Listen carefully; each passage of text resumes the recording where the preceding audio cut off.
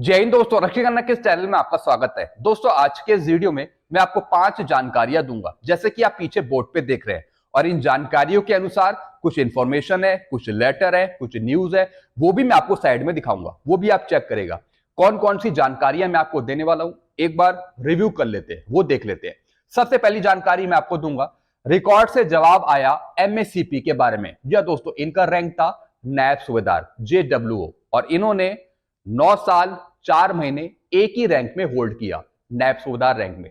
तो इन पेंशनर का कहना है कि मुझे वारंट ऑफिसर सूबेदार की पेंशन मिलनी चाहिए। तो दोस्तों रिकॉर्ड ने क्या जवाब दिया है, इसकी जानकारी मैं आपको आगे दूंगा। अगली जानकारी मैं आपको दूंगा 18 महीने के DADR के एरियर के बारे में।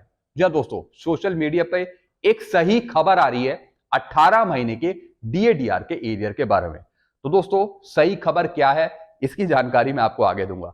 अगली जानकारी मैं आपको दूंगा एडिशनल पेंशन के बारे में। कुछ पेंशनर्स के 80 साल पूरे हो गए हैं और उनको 20% एडिशनल पेंशन नहीं मिल रही। तो दोस्तों कैसे मिलेगी आपको एडिशनल पेंशन, इसका एक मैं आपको रूल समझाऊंगा, एक जानकारी दूंगा मैं आपको आगे। अगली जानकारी मैं आपको दूंगा DLC के बारे में। कुछ पेंशनर्स अपना DLC सबमिट नहीं कर पा रहे, कुछ प्रॉब्लम आ रही है। तो दोस्तों दूसरा ऑप्शन क्या है आपके पास, अगर आप अपना लाइफ सर्टिफिकेट जमा करना चाहते हैं इस वर्ष पे, तो एक मैं आपको ऑल्टरनेट मेथड भी समझाऊंगा आगे। एक और जानकारी मैं आपको दूंगा, 31/12/2025 तक आए पेंशनर फैमिली पेंशनर्स की पेंशन रिवाइज होगी। जी हाँ दोस्तों, किस चीज की पेंशन रिवाइज होगी, इसकी जानकारी मैं आपको आगे दूंगा। बल्कि ये खबर सोशल मीडिया पे भी आ रही है और इसकी जानकारी मैंने आपको पहले भी दी थी।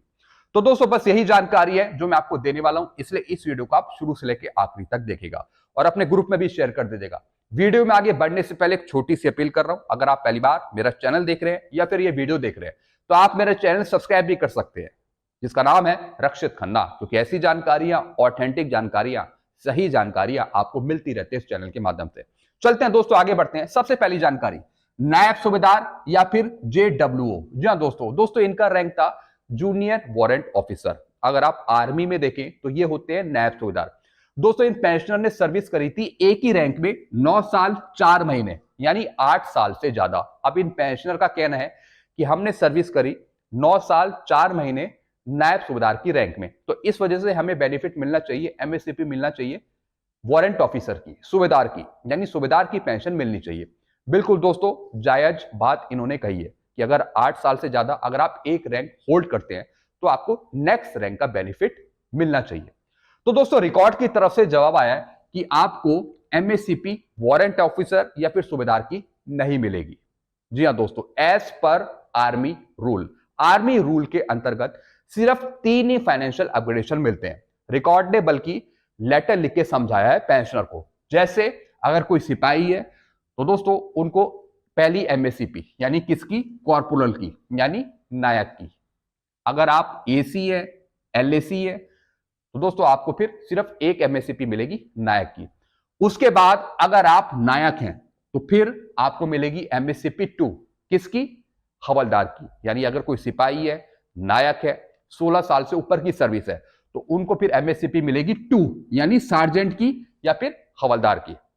ऐसे ही अगर कोई सार्जेंट है या फिर सिपाही है, नायक है, जिनकी टोटल सर्विस 24 साल से ऊपर है, उनको फिर मिलेगी MSCP 3, यानी JWO की, किसकी, नायब सूबेदार की।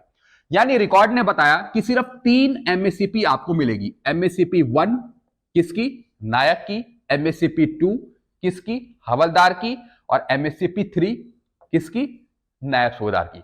सिर्फ 3 फाइनेंशियल अपग्रेडेशन।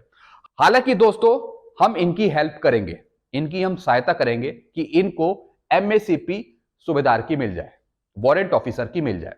जी हाँ दोस्तों, कुछ डॉक्यूमेंट लगाने पड़ेंगे, कुछ वकीलों से कंसल्ट करना पड़ेगा, क्योंकि दोस्तों अगर रिकॉर्ड को आप लिखेंगे तो रिकॉर्ड तो दोस्तों डायरेक्ट मना कर देगा, रिकॉर्ड डायरेक्ट नहीं देगा, रिकॉर्ड तो यहां पे मना करेगा। लेकिन दोस्तों इसके अगेंस्ट जाकर कुछ कार्रवाई करनी पड़ेगी, जिसकी वजह से इनको फिर MSCP मिल पाएगी। तो थोड़ा सा यहां पे टाइम लगेगा प्रोसेस करने में, तो इसलिए मैं इन पेंशनर्स को बोलूंगा थोड़ा वेट करें। चलते अगली जानकारी की तरफ। 18 महीने के DADR का एरियर पर सोशल मीडिया पर आई सही खबर। यह दोस्तों सोशल मीडिया पे एक सही खबर आ रही है और यह खबर आ रही है कि आपको 18 महीने का DADR का पेंशन पे एरियर नहीं मिलेगा। जो सोशल मीडिया पे दूसरे चैनल्स पे जो खबर चल रही है 18 महीने की डीएडीआर का एरियर देने के लिए, वो सब खबरें फेक है, झूठी हैं। तो दोस्तों साइड में आप खबर भी देख रहे हैं, इन्होंने साफ बता दिया कि 18 महीने का डीएडीआर का एरियर आपको नहीं मिलेगा। हालांकि ग्रेजुएटी और लीव इनकैशमेंट का आपको एरियर मिलेगा वित्त मंत्रालय के लेटर के अनुसार, लेकिन जो पेंशन का एरियर है 18 महीने का वो आपको नहीं मिलेगा, क्योंकि सरकार ने 34,402 करोड़ रुपए कोरोना महामारी पर खर्च किए हैं। जी हां दोस्तों, जो 18 महीने का जो खर्चा था एरियर का वो था 34,402 करोड़। तो दोस्तों ये पैसा सरकार ने बहुत पहले ही खर्च कर दिया कोरोना महामारी के दौरान। जी हां दोस्तों, जो उस टाइम पीड़ित थे कोरोना से, उन पर यह पैसा खर्च करा गया है। तो दोस्तों सरकार यहां पर 34,402 करोड़ 18 महीने का डीएडीआर का एरियर आपको नहीं देगी पेंशन पे। वैसे दोस्तों ये एरियर हमें मिलना चाहिए, क्योंकि दोस्तों ये पैसा कर्मचारियों का ही है, उनका ही ये पैसा है, तो दिया जाना चाहिए। अब भारत सरकार की स्थिति भी अच्छी है, इकोनॉमिक स्थिति बहुत अच्छी है, तो इस वजह से ये पैसा मिलना चाहिए। पेंशनर्स का हक है, कर्मचारियों का हक है, तो दिया जाना चाहिए। दोस्तों मैं आपसे भी पूछना चाहूंगा, क्या भारत सरकार को 18 महीने का डीएडीआर का एरियर रिलीज करना चाहिए, क्या देना चाहिए? अगर आप एग्री करते हैं तो आप नीचे कमेंट करके एग्री लिखेगा, अगर आप डिसएग्री करते हैं तो नीचे कमेंट करके आप डिसएग्री करेगा, हां या फिर ना। चलते अगली जानकारी की तरफ। पेंशनर ने कहा 5 नवंबर 2024 को 80 साल पूरे हो गए हैं। जी हां दोस्तों इनको 80 साल पूरे हो गए थे 5 नवंबर को, नवंबर के महीने में। अब ये कह रहे हैं कि मुझे एडिशनल पेंशन का लाभ अक्टूबर की पेंशन में मिलना चाहिए था। नहीं दोस्तों, जिस महीने आपको 80 साल पूरे हो रहे हैं, कंप्लीट हो रहे हैं, तो उस महीने की पेंशन आपको 20% एडिशनल पेंशन मिलेगी। बिल्कुल दोस्तों, ऐसा नहीं है कि नवंबर में आपके 80 साल पूरे हुए और आपको अक्टूबर की पेंशन आपको 20% बढ़कर मिल जाए एडिशनल पेंशन, ऐसा नहीं होगा। जिस महीने या फिर जिस महीने की पहली तारीख को आपके 80 साल पूरे हो रहे हैं, तब आपको 20% एडिशनल पेंशन मिलेगी, यानी उस महीने की पेंशन में। यह रूल है, 80 साल आपके कंप्लीट होने चाहिए, पूरे होने चाहिए। जैसे इनको 5 नवंबर 2024 को 80 साल पूरे हुए, तो जो नवंबर की पेंशन है वो इनको बढ़कर मिलेगी 20% एक्स्ट्रा और एडिशनल पेंशन, जैसा कि रूल है। अक्टूबर की पेंशन इनको पुराने रेट से ही मिलेगी, जो इनको पहले से मिलती आई है, और इनको मिल भी गई है। चलते अगली जानकारी की तरफ। डीएलसी जमा नहीं कर पा रहे आधार और स्पर्श में नाम मिसमैच की वजह से। जी हां दोस्तों, कुछ पेंशनर्स, फैमिली पेंशनर्स अपना डीएलसी सबमिट नहीं कर पा रहे, क्योंकि आधार में नाम कुछ और है और स्पर्श में नाम कुछ और है। दोस्तों ऐसे बहुत से पेंशनर, फैमिली पेंशनर के साथ हुआ है। तो दोस्तों आपको चिंता नहीं करनी, आप एमएलसी सबमिट कर सकते हैं, मैनुअल लाइफ सर्टिफिकेट। कई ऐसे पेंशनर्स हैं जिनका अंगूठा काम नहीं करता, फिंगर्स काम नहीं करती डीएलसी सबमिट करते वक्त, तो दोस्तों इसके ऑल्टरनेट आप एमएलसी लाइफ सर्टिफिकेट सबमिट कर सकते हैं, मैनुअल लाइफ सर्टिफिकेट। स्पर्श पे आप लॉगिन करेंगे, लाइफ सर्टिफिकेट वाले ऑप्शन पे आएंगे, वहां पे एक फॉर्म होता है एमएलसी का, वो आप डाउनलोड करेंगे। फिर दोस्तों उस पर आप किसी गैजेटेड ऑफिसर से साइन करा के, उसे स्कैन करके, उसका पीडीएफ बना के या फिर इमेज बना के दोबारा स्पर्श पे अपलोड करेंगे। जी हाँ दोस्तों, कुछ दिन में आपका एमएलसी अप्रूव हो जाएगा। तो अगर आप डीएलसी सबमिट नहीं कर पा रहे, नेम मिसमैच की वजह से, या फिर आपकी उंगलियां काम नहीं कर रही, तो दोस्तों इसके ऑल्टरनेट आप एमएलसी सबमिट करिए, मैनुअल लाइफ सर्टिफिकेट जमा कर सकते हैं। चलते अगली जानकारी की तरफ। सोशल मीडिया पर भी खबर 31/12/2025 तक आए सभी पेंशनर्स, फैमिली पेंशनर्स की पेंशन रिवाइज करी जाएगी 8th सीपीसी में। जी दोस्तों, इसकी जानकारी मैंने आपको पहले भी दी थी।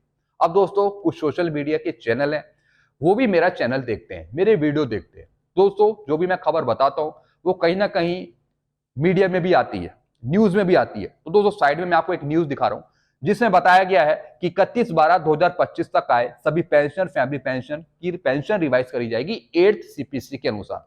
सबसे पहले दोस्तों भारत सरकार 8th सीपीसी लागू करे 1/1/2026 से। अगर भारत सरकार 1/1/2026 से 8th सीपीसी लागू करती है, तो फिर 31/12/2025 तक आए सभी पेंशनर, फैमिली पेंशन की रिवाइज करी जाएगी 8th सीपीसी के अनुसार, जो भी भारत सरकार फिटमेंट फैक्टर दे। तो दोस्तों ये खबर मैंने आपको पहले भी बताई थी, और सेम यही खबर न्यूज में भी छपी है। साइड में आप सोशल मीडिया का एक खबर देख रहे हैं।